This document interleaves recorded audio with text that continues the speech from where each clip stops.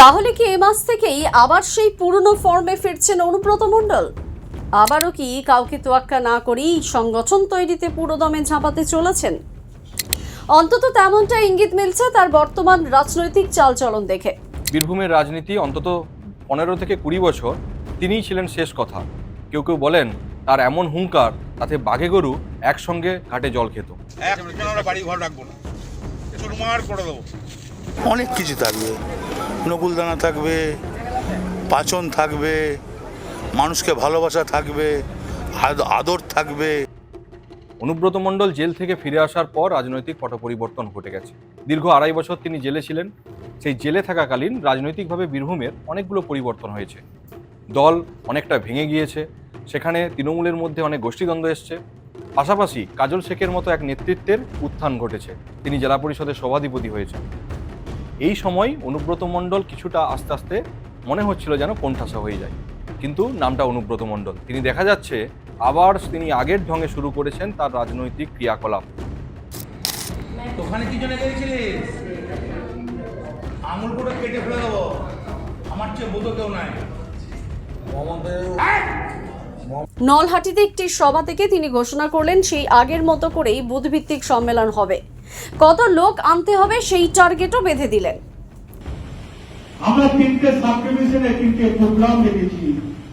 26 তারিখে রামপুরহাটে বেলা 4টের সময় একটা বৃহত্তম মিছিল করব। এই 25 তারিখে মিছিলটা প্রথম রামপুরহাট হবে। এই রামপুরহাট সাব ডিভিশনকে নিয়ে, এই 5টা বিধানসভাকে নিয়ে আমার টার্গেট আছে 1.5 লাখ লোক করার। সেদিন ভয়ঙ্কর একটা মিছিল করব রামপুরহাট সাব ডিভিশনকে নিয়ে। ওইখানে সংগঠনের হালচাল বোঝার দরকার আছে।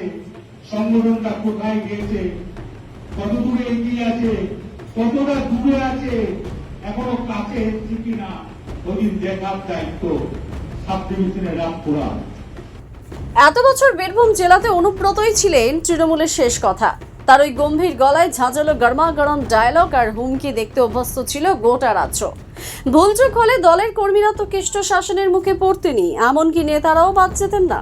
দীর্ঘ প্রায় 1.5 দশক তিনিই ছিলেন রাঙামাটির জেলার রাজনৈতিক হর্তাকর্তা বিধাতা, যাকে ঘিরেই চলত সকাল থেকে রাত অবধি নানা চর্চা। মাঝে গরু পাচার মামলায় টানা 2.5 বছর জেল খেটেছেন তিনি। তারপর ফিরে এসে আবার রাজনীতি শুরু করেছেন। জেল থেকে ফিরে তিনি সম্পূর্ণ বদলে গিয়েছিলেন দেখা গিয়েছিল। এক অচেনা কেষ্ট ধরা দেয় জেলাবাসীর কাছে। ফেরার পর তেমনই এক চিত্র আমরা দেখেছিলাম।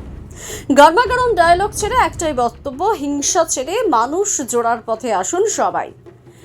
মাঝে দলের আর এক নেতা জেলা পরিষদের সভাধিপতি কাজল শেখের সঙ্গে ঠান্ডা লড়াই চলছেই।